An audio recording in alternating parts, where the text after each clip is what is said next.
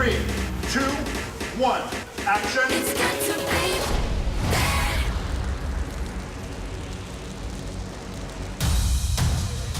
Hey, check it out! Oh my gosh, look at this! It's VK Day! The villain kids, they're heroes now. These four were plucked off the aisle, brought into Auradon, and they did right. I am so happy this day has finally arrived!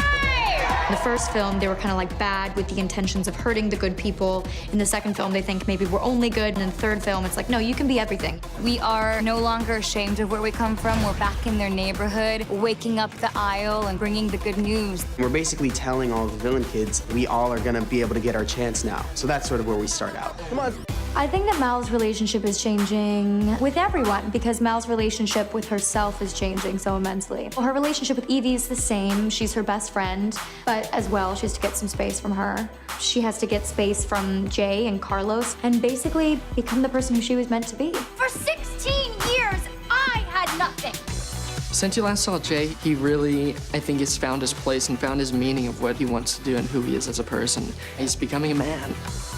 Being Carlos again is a fun time. He's sort of a guy that you really root for. He's a likable kid, and, you know, being a likable kid is fun.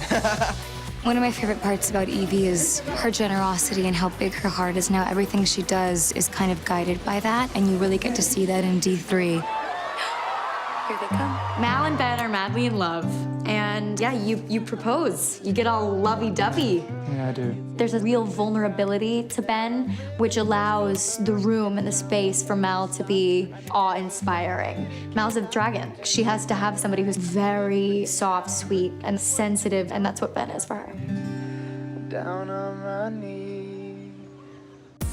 Carlos and Jane are just the youngest couple, and it's so evident. They're still sort of infatuated with each other in like a very youthful, innocent way.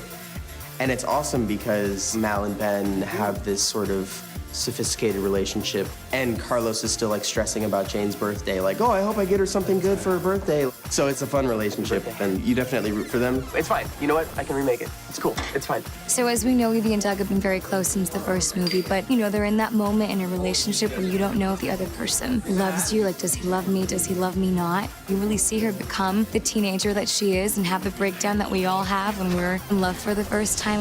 What would I do without you? It's something nice about revisiting a character that you've played once before. I know more about him, and I feel like I know more about him, and the character has become even more like myself. I'm really excited to sort of give him that growth that people have been wanting to see, and he's very sort of innocent and pure, and he has really good qualities about him.